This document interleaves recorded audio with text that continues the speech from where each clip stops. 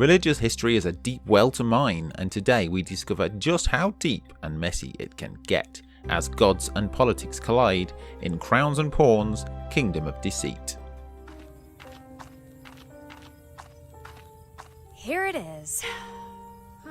The house looks smaller than I remember. Hey guys, and welcome to YakWaxLips. My name is Michael, your point-and-click adventurer, and today we're taking a closer look at Crowns and Pawns' Kingdom of Deceit, developed by Tag of Joy and published by Thunderful.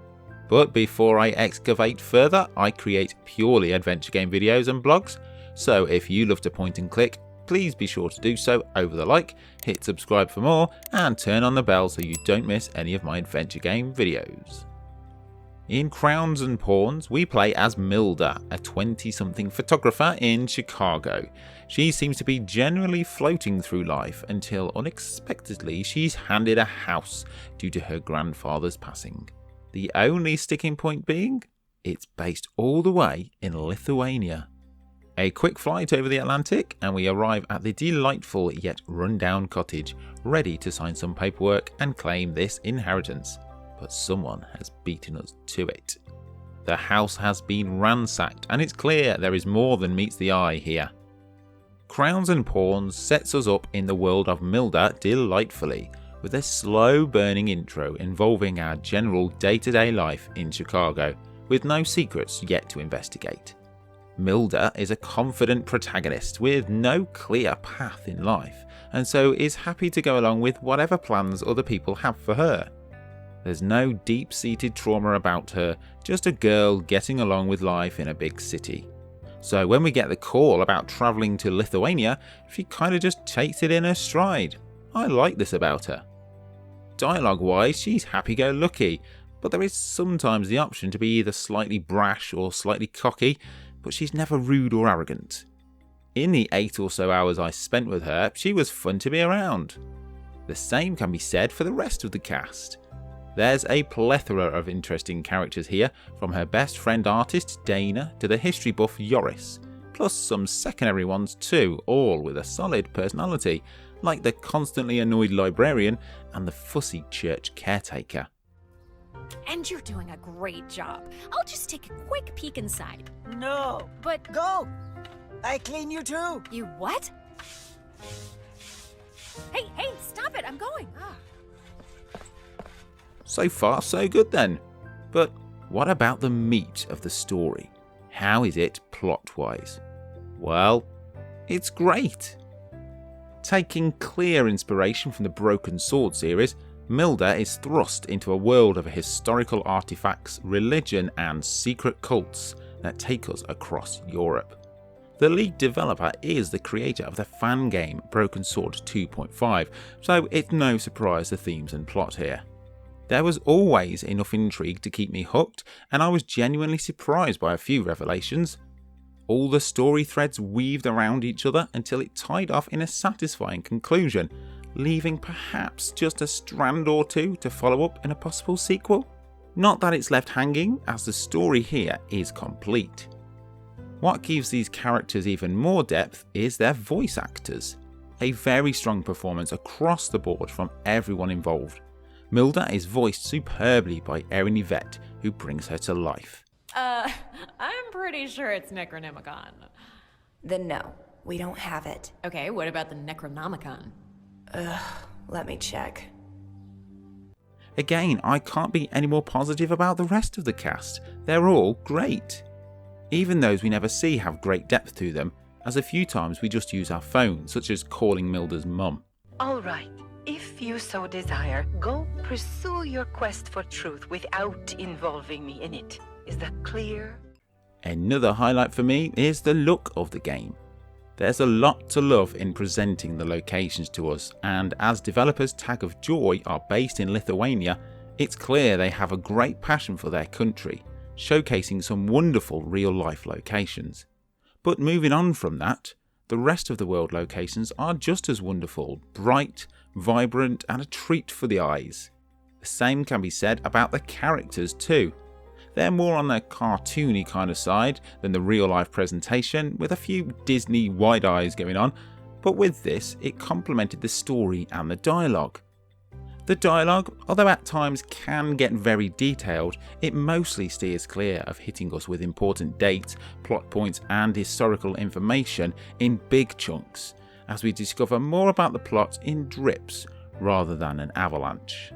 There weren't any woody lines or dialogue that felt jilted that you'd normally expect after a translation. From start to finish, it was smooth sailing. The game is controlled mostly via the mouse, but there are a few hotkeys if required. The left mouse button performs the options on screen, usually talk to, pick up or interact, and the right button looks at. Space also shows all hotspots available. The range of puzzles in Crowns and Pawns also shows the ambition of Tag of Joy. At its heart, it's a classic point and click, and we do use the inventory extensively, combining items to create other weird contraptions, as well as having to reveal and digest historical facts from documents. But there are also other puzzles and gameplay mechanics to discover. For example, there's a chase scene involving bikes, where we're tasked with choosing certain directions to go, whilst also utilising our inventory, whilst being timed, and remembering the correct combination of horn sounds to affect the outcome of a hockey game. I'd say these extra puzzles are mostly well executed.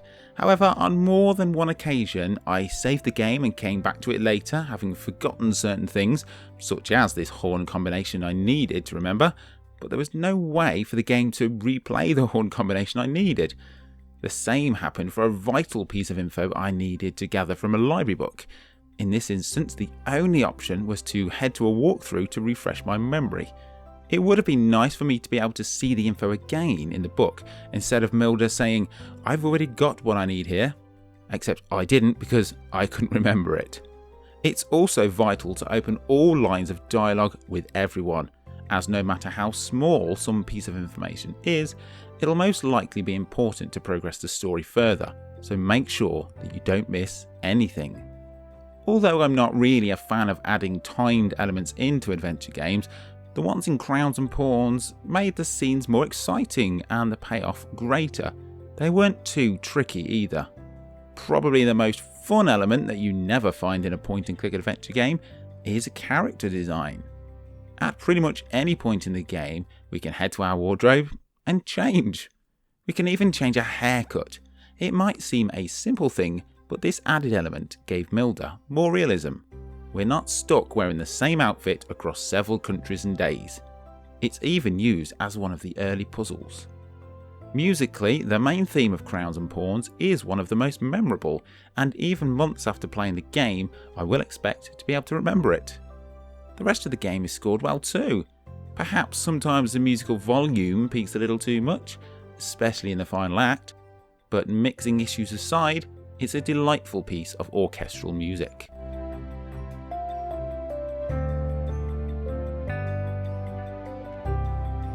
I'm running out of superlatives for the game, so let me just say a few things that I feel could have been implemented better.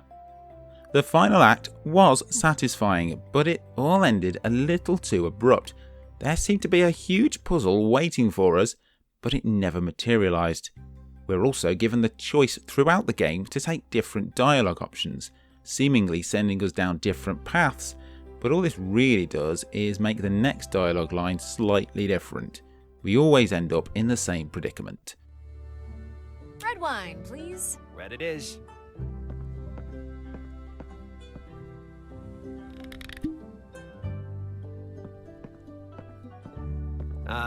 So how have you been?